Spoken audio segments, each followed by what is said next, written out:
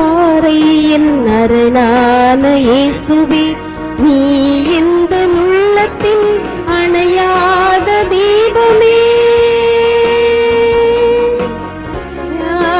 தீபமே இயேசுவே, இயேசுவே, இயேசுவே, இயேசுவே, நீ எந்தன் பாறை என் அரணான இயேசுவே, நீ எந்த உள்ளத்தின் அணையாத தீபமே.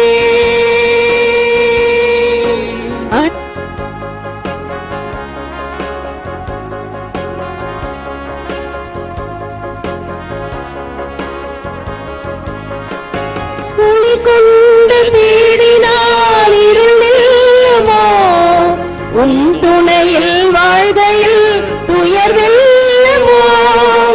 ஒளி கொண்டு தேடினால் இருளில்லுமோ, உன் துணையில் வாழ்கையில் துயர்வெல்லுமோ.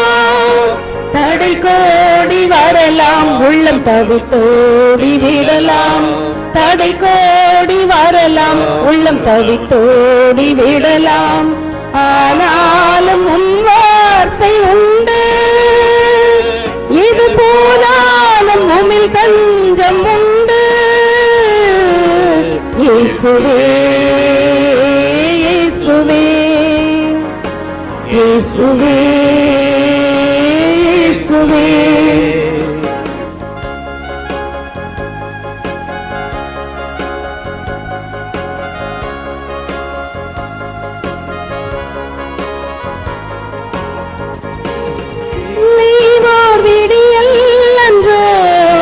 முடிவாக வெல்வதும் நன்மை அன்றோ, இரவுக்கும் எல்லை விடியல் அன்றோ. முடிவாக வெல்வதும் நன்மை அன்றோ, தளராது வாழ்வும் அருளணையாது காப்போம். தளராது வாழ்வும் அருளணையாது காப்போம். என்றென்றும் உம்மாசி கொண்டு வரும் நல்வாழ்வை கண் முன்னே கண்டு. இயேசுவே, இயேசுவே,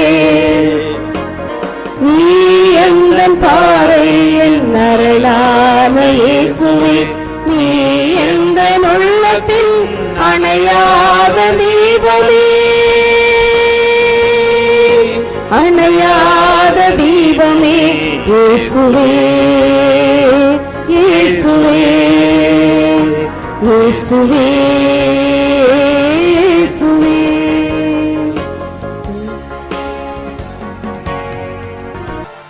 கடவுளே, நீரே என் இறைவன், உம்மையே நான் நாடுகின்றேன். என் உயிர் உம்மீது தாகம் கொண்டுள்ளது. நீரின்றி வறண்ட தரிசு நிலம் போல் என் உடல் உமக்காக ஏங்குகின்றது. உம் ஆற்றலையும் மாட்சியையும் காண விழைந்து உம் தூயகம் வந்து உம்மை நோக்குகின்றேன். ஏனெனில் உமது பேரன்பு உயிரினும் மேலானது. என் இதழ்கள் உம்மை புகழ்கின்றன. என் வாழ்க்கை முழுவதும் இவ்வனமே உம்மை போற்றுவேன். கைகூப்பி உமது பெயரை ஏத்துவேன். அறுசுவை விருந்தில் நிறைவடைவது போல என் உயிர் நிறைவடையும். என் வாய் மகிழ்ச்சி மிகு இதழ்களால் உம்மை போற்றும். என் உயிரும் மீது தாகம் கொண்டுள்ளது இறைவா, என் உயிரும் மீது தாகம் கொண்டுள்ளது. அல்லேலூயா, அல்லேலூயா, அல்லேலூயா, அல்லேலூயா. கிறிஸ்துவை பற்றிய நற்செய்தி உங்களுக்குள் நிறைவாக குடிகொள்வதாக.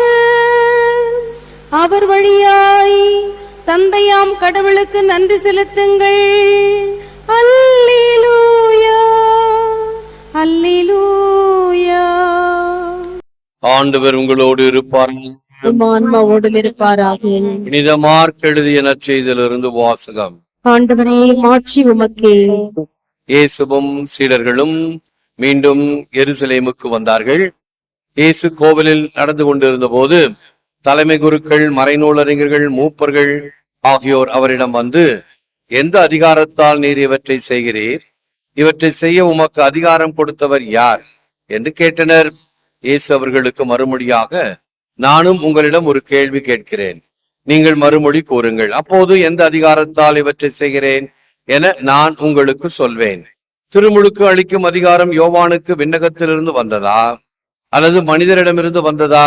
எனக்கு பதில் சொல்லுங்கள் என்றார். அவர்கள், விண்ணகத்திலிருந்து வந்தது என்போமானால் பின் ஏன் அவரை நம்பவில்லை என கேட்பார். எனவே மனிதரிடமிருந்து வந்தது என்போமா என்று தங்களிடையே பேசிக் கொண்டிருந்தார்கள்.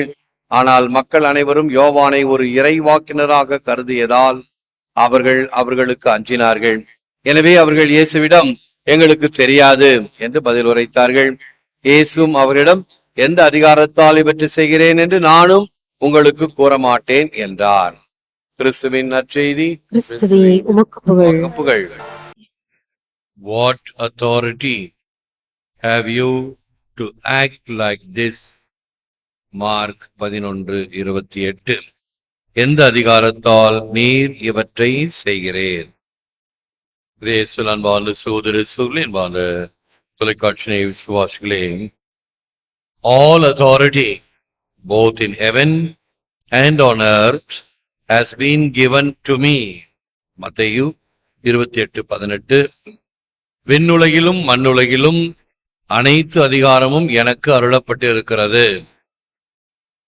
பிலிப்பியருக்கு எழுதிய திருமும் 2ஆம் அதிகாரத்தில் புனித பவுலடியார் இவ்வாறு கூறுவார், அவர் இறைவனுக்கு உரிய மகிமையை, மகத்துவத்தை, வல்லமையை வலிந்து பற்றி கொண்டிருக்க வேண்டியதொன்றாக கருதாமல் அதை விடுத்து மண்ணகம் வந்து மனித தன்மை பூண்டு, அதுவும் அடிமையின் தன்மை பூண்டு, சாவை ஏற்கும் அளவுக்கும், அதுவும் சிலுவை சாவையை ஏற்கும் அளவுக்கு கீழ்ப்படிந்தார்.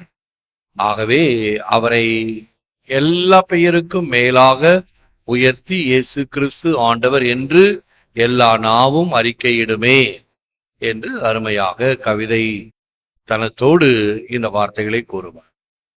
இயேசு கிறிஸ்து இறைவனுடைய வார்த்தை, the word of God, ஓங்காரம் என்று சொல்லக்கூடிய இறை தந்தையிடமிருந்து வெளிப்பட்ட இந்த வார்த்தை தான் மனு உருவாகி நம்மிடையே வாழ்ந்து வந்தார். ஆக அவர் தனக்கென்று உரிமையை அவர் பெற்றுக்கொள்ளவில்லை. இறைவனிடமிருந்து அவர் பெற்றதினால், இறை தந்தையினுடைய வல்லமையினால் அவர் வாழ்ந்தால், இறை தந்தையினுடைய விருப்பத்தை நிறைவேற்றுவதே என் பணி என்பதையும் அவர் சொன்னதினால் விண்ணுலகிலும் மண்ணிலும் உயர்த்தப்பட்டிருக்கிறார். ஆக நம் ஆண்டவர் இயேசு கிறிஸ்து பாருங்கள், தான் இறைமைந்தன், தனக்கு எல்லா அதிகாரமும் இருக்கிறது, இருப்பினும் இறை தந்தைக்கு பணிந்தவராகத்தான் இருந்தார். இன்றைய நற்செய்தியில கேள்வி கேட்கப்படும், எந்த அதிகாரத்தால் இப்படி செய்கிறேன்? பை வாட் அத்தாரிட்டி, எந்த அதிகாரத்தால் செய்கிறேன் என்று கேட்கும் பொழுது இயேசு இன்னொரு கேள்வியை கேட்பார். ஸ்நாபகர்களுடைய ஞானஸ்தானம் இப்ப எங்கிருந்து வந்தது? அந்த கேள்வி கேட்டவொன்னு திக்குமுக்காடி போய்விடுவார்கள். ஆக இயேசு சொல்வது இறை தந்தை கொடுத்த அதிகாரம். Just as the living Father set me, so I live by the Father. யோவான் 6:57. வாழும் தந்தை என்னை அனுப்பினார், நானும் அவரால் வாழ்கிறேன்.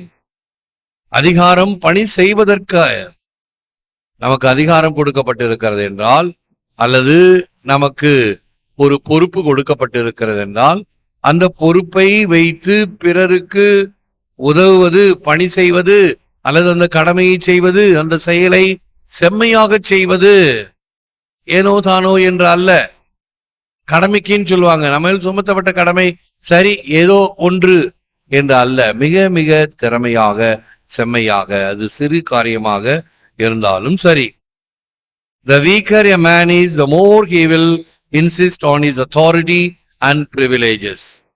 எவ்வளவுக்கு அதிகமாக அவன் பலவீனமாக இருக்கின்றானோ, பலவீனமான மனிதனே அதிகாரத்தையும் உரிமைகளையும் அதிகமாக வலியுறுத்துவான். நான் யார் தெரியுமா அப்படின்னு கேள்வி கேட்டானே, அவனுக்கு தெரிந்து கொள்ள வேண்டும் அவனை புரிந்து கொள்ளவில்லை, ஆகவே அவன் அதை வலியுறுத்துகிறான் என்று அர்த்தமாகும். அதிகாரம் அதே போன்று பிறரிடமிருந்து மரியாதை என்பது தானாக வர வேண்டும், பெற்று வாங்குவது அல்ல, கேட்டு வாங்குவது அல்ல. They said, we do not know, because they had shut themselves up against him. The Lord did not open up to them because they did not know. They did not knock. For it had been said, knock and it will be open to you. Saint Augustine, எங்களுக்கு தெரியாது என்று அவர்கள் சொன்னார்கள். ஏனெனில் அவருக்கு எதிராக அவர்கள் தங்களையே கங்கணம் கட்டிக்கொண்டு தங்களை மூடிக்கொண்டார்கள். இறைவன் அவர்களுக்காக திறக்கவில்லை, ஏனெனில் அவர்கள் தட்டவில்லை. தட்டுங்கள், உங்களுக்கு திறக்கப்படும் என ஏற்கனவே கூறப்பட்டிருக்கிறது. பல சமயங்களில் வழிகள் தட்டினால் திறக்கப்படக்கூடிய வகையில் அமைந்திருக்கும்.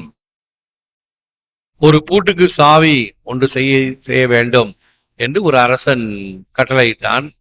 எல்லாம் வந்து பூட்டை பார்த்து எப்படிப்பட்ட பூட்டு, என்ன பூட்டுன்னு பார்த்து எல்லாம் முயற்சி செய்தார்கள். ஒரே ஒருவன் மட்டும் போய் அந்த பூட்டு பூட்டி இருக்கிறதா திறந்து இருக்குதான்னு போட்டு இழுத்து பார்த்தா பூட்டு திறந்துதான் இருக்குது, சாவியே தேவையில்லை. ஆகவே பல சமயங்களில் முயற்சி செய்யும் பொழுது அங்கே வழி கிடைக்கும், வழி திறந்திருக்கும் என்பதை உணர முடியும்.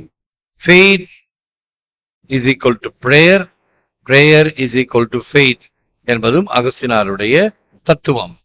நம்பிக்கை பிரார்த்தனையை ஏறெடுக்கிறது, பிரார்த்தனை நம்பிக்கையை மேலும் வலுப்படுத்துகிறது. Lord, you called, you shouted, and you broke through my deafness. You flashed, you shone, and you dispelled my blindness.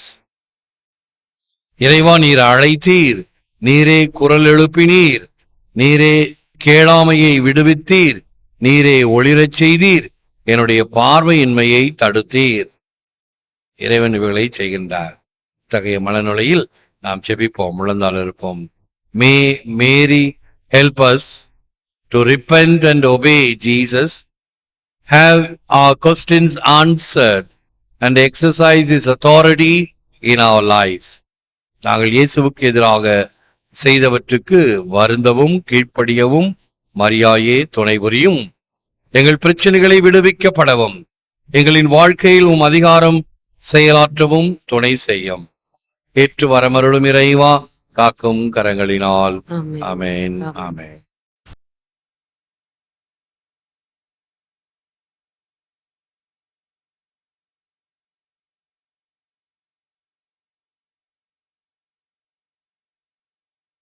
தூபம் போல் என் ஜெபம் உம்மை நோக்கி எழும்பாதோ, நான் நோக்கி எழும்பும் என் கரங்கள் பலி ஆகாதோ.